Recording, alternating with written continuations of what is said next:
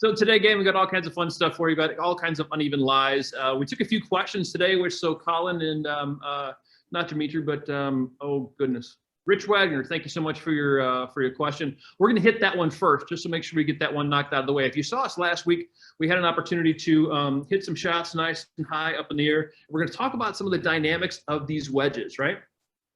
So we talked a little bit about bounce angle. So that's horizontal edge, back leading edge. That's about 12 degrees of bounce for this particular club. You can kind of see it right about there, 60, 12. And X is the grind. So it's a little bit of heel relief and toe relief, which makes this club just a little bit more versatile for me. You guys want to see that there? That's the 60, 12 X. And you can see a lot of scratches on that back edge because we're trying to use that back bounce as much as possible. That helps us get through all these fatter, these thicker lies and some of the softer conditions we deal with more here in the Midwest. If you happen to be out on the West Coast or on the East Coast where things are kind of skinny and thin and a little bit hard packed, you need to make sure you check your bounce because you don't want to have too much, but seriously, you don't want to have too little either because bounce is your friend. Hey, Mel. Also wanted to touch base on a couple other things today. One were the videos. I posted here in the chat. There's going to be some of these YouTube videos from these sessions put on YouTube. Tyler will get that dialed in as soon as he has opportunity to knock that out because there should be some good little nuggets in there for us to include on the YouTube channel. So there's a link right there in the chat. Feel free to go check that out or copy and paste it for later use. Anything before we get started? Tyler, are you ready to peg an egg? Let's do it.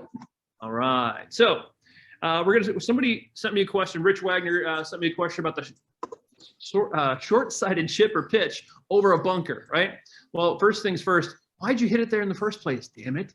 All right, so you got to move that ball, make a better previous shot, and you'll be able to avoid that. But if you do find yourself in that situation, I pulled one up here so you can kind of see what we're looking at.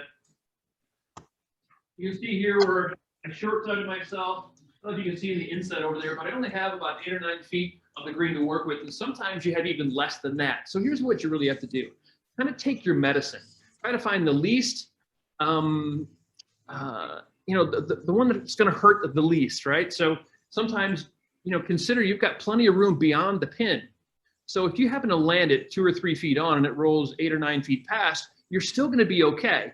You'll still have opportunity to take your bogey, obviously, because you don't want to put it in the bunker because then you're going to lose another stroke there. So just make sure you get it over. And like we say in the bunker, first rule of bunker play is get it out. Rule number 2, get it out. And rule number 3, refer to rule number 1 and 2. So you're going to play it kind of like a bunker shot. It depends on your lie, of course. The lie always dictates what type of shot you're going to be able to play, or will determine what your choice needs to be. So once you figure that out, you figure out your lie, you need to visualize, commit, and execute. What do you want to see this thing do in the air? And then understand the dynamics of the golf club and what you've got to do to it to make that happen. Okay? I'll talk you through it. So I've got a few cones right here set up, and you can kind of understand, hey, green light is go, that's good. Yellow, and the red is too far to the inside for us right-handed golfers. So in this type of shot, I've got a little bit longer grass here. I've got a little bit of opportunity to slide that club underneath. So I'm going to play it kind of like a bunker shot. I'm going to set up and lower my center of gravity. I'm going to squat down almost like I'm sitting on a bucket. I'm going to lower that handle a little bit, a la Seve Ballesteros. 10 years ago, too, by the way. How about that? So a little moment of silence for Seve. He was the wizard that, as you may know, if you've seen the recent Golf Channel thing, his first club was some facsimile of a 3-iron or 5-iron that he ended up putting together, and he would have to get himself out of the bunkers. So he would just fillet that sucker open, throw it down into the sand, and pop them out. So if you ever really want to get into some good bunker play and figure out how to manage your short side bunker shots, take a 3-iron. Yeah, 3-iron. Lay that sucker open, figure out how to hit bunker shots. I promise you the rest of your bunker game will get better. All right, so some of the things that Seve used to do in that scenario are he would squat down and get low. Get low, get everything to this lead side. What does that do for us? Well, that ensures that we can manage the low point of this golf shot. All right, so there's 2 things you have to do in your golf shots. Manage the club face and manage the low point. In this particular situation, we're trying to go high and soft because we want a very steep landing angle so the ball doesn't roll out on us. That's going to be the challenge, okay? So you got to really kind of manufacture some different things in the swing. So quite often you may be the guy that has a strong grip That's not going to work very well in this sense because that's going to turn the leading edge. It's going to turn the leading edge down and into the sand. It's just going to dig. And we don't want it to dig. We want to lay it open so we can utilize the bounce so it'll glide right through the sand or right underneath the ball in a more fluffy short-sided bunker shot where you're off in the rough over there. Okay. Something else you're going to do that you may not do in your full swing, you're going to be you're going to cup this lead wrist here. That's a little bit different. What does that do to the golf club and the club face? It keeps it open during the swing. That's going to be important. That's a tough one because we're always told, everybody who's ever fought a slash, get those knuckles down, turn it down, forward shafting, all this stuff, completely the complete opposition to that particular mindset here as we're trying to get the ball to go up in the air. Okay? So here's what that's going to look like. So if I take this club back to the red, not only am I going to hit myself in the knee, but it's going to be too shallow. I'm going to hit it fat or thin. So that's going to be a problem. So when we set up this way, from the front side, I squat down, I get to this lead side, and the club's going to go a little more vertical and up as we take the club back. As a result of that setup, you'll see that the club just naturally wants to go out over the green cone. Right? Green is good. So as you notice that, we're going to take it out of the green cone, settle into this lead side, get my nose and everything shifted out to the front side of this golf ball, take it back here, and go ahead and cup those wrists. Cup that lead wrist a little bit. All right, then as a result, you can just drop it right underneath, but you got to hold on to that wrist angle.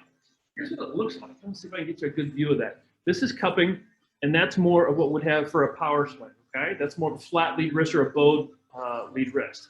We want fully cupped here, so that changes the dynamic of what that golf club is going to be doing as we get it into the turf to hit this short-sided bunker shot. Rich, you didn't know you were going to get this much attention, did you? Squat down, get low, nose out in front, little hinge here. You hit that nice, soft, little fluffy one. You can see that did have a tendency to roll out, but I'm still only 8 or 9 feet from the pin as a result, okay? I'd like to sit here and hit those shots all day. Hit a couple earlier. If you tuned in earlier on IG, you may have seen it. So, Rich, that's how you're going to get done. Hope you enjoyed this one, and I hope that helps. Get that lead shoulder down. Just review those points, and we'll get after it. What's up, Eddie? How you doing, buddy? Let's see. So what's next? Specialty shots, uneven lies. What are you supposed to do when you have these uneven lies? So, big issues. Typically, what happens, people don't manage their ball position. We've got an uneven lie, and we're going to go uphill to start. That uphill section right here is going to keep all my weight on this back side. Does everybody understand that? So guess what? My low point of my swing is going to be different as a result of all that weight staying on my trail side. So where should we move the ball? Forward or back? If we're going to get stuck on that back side, move it back a little bit. Maybe a ball to a ball and a half from where you normally play it. Okay? So it's going to be really tough for you to be swinging up that hill and get off of that back foot. But just let it happen. Let it play in a little bit better spot, and you'll see better results from that uphill shot. Conversely, same thing on the downhill a lot, right? Can you do some tricks? Not going to happen. We'll get to this front side here, and I'm going to get stuck on this lead side, so we're going to move that ball position more forward. All right, so also keep in mind that you may need to choose a little bit more loft or less, or I'm sorry, a little bit more loft at the club, and understand that as you're swinging downhill, that you're not going to get the same elevation on that shot. So potentially, let's say your 8-iron might go the distance of a 7-iron, depending on the angle of the slope. Conversely, on the other side, guess what? It might go shorter because if you're sitting back here and you've got this kind of elevation happening, you actually have more loft, more effective loft, dynamic loft on that golf club as you're coming through impact. So you've got to make those adjustments. Take more or less club accordingly, okay? That's going to be important. The next thing we have to pay attention to.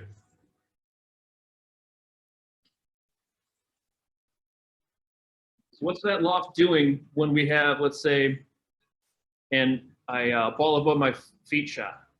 What's going on there? This might be an easy way to kind of see it and understand it. So if this is going to be a nice little square shot, that ball's going to come off nice and straight. However, as the ball creeps up above my feet, where's that loft going now?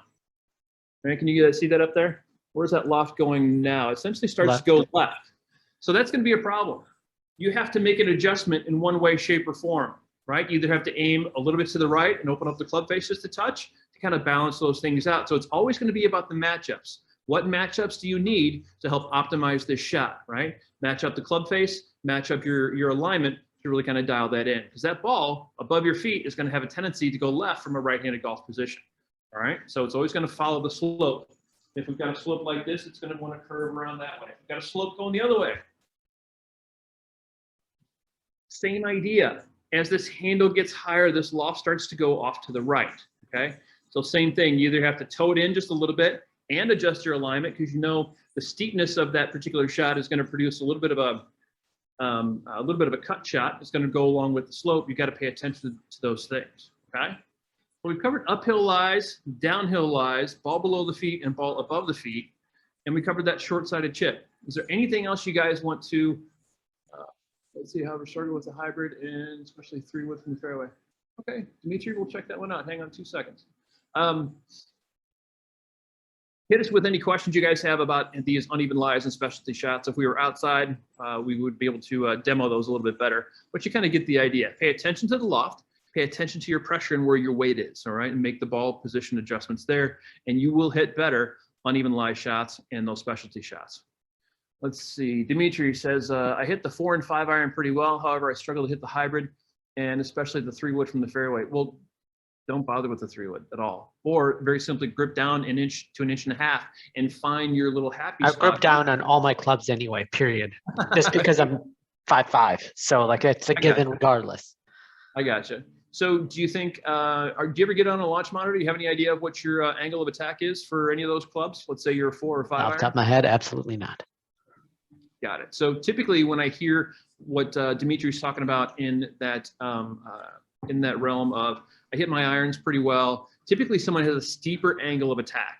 Okay, that means they've got some kind of movement or low point management issue that brings them too steep into these golf shots. So then when we start to play something that's a little bit longer and has to go a little bit more around us, a little bit more like a carousel versus a Ferris wheel, they have a tough time with that. Or you're coming over the top and you just don't have control over it. Yeah, Dimitri, that could very well be. I would love to see some video of your swing. And nobody wants to see that. Yeah, well, maybe not here live, but I would love to see some video of that swing and see if we can't get something figured out for you. Have you been using the Perfect Motion app at all? Does anybody? No, dude, I launched it. I was gonna do stuff and life got in the way, so no. Got it. Got it. Well, the beautiful thing about that Perfect Motion app is you only need like 5 swings. Get 5 swings, get us some data so we can start to understand what's really going on in your golf swing. We've got a great little monthly program. If you can't afford to see us on a weekly basis, I think the cost of a monthly program and we get weekly interactions with you is less than the cost of 1 session with us. So take advantage of that opportunity with that Perfect Motion app. If you need more information about that Perfect Motion app on Instagram, check it out in our bio. There should be a link there, and we can set you up with a link on here for our Intro to Golf Fitness guys, okay? Quick question, anything going on in the Intro to Golf Fitness situation that you guys want to touch on? If not, I'm gonna go back to hitting greenside, short-sided bunker shots just for fun because it's a blast. Anybody from IG got anything for us? If not, we're gonna wrap it up. Tyler, what about you? Anything? I'm good. I'm good. Tyler says, I'm ready for the weekend. Tyler and I are gonna go play with a client here in a couple of weeks. We're super excited about that opportunity. Up in Geneva, isn't that where we're going? Like Yeah, Geneva? we got Redemption Tour. Geneva National or some other place? Geneva National, yeah. Our first round up there was really, really good. We did well, and then our second one was not at all. It was Yeah. very, 2 weeks ago, Sure. I went back home to Chicago and then drove up to Kohler to play with a buddy. Oh, wonderful, wonderful. Well, hey, we Highly really appreciate everybody recommend being it. here. Dimitri, I hope you're getting everything that you need, and get your priorities straight, buddy, would you? So get more out, of course. Trust me, I'm it's telling other out. people that are getting in the way of my priorities. Exactly.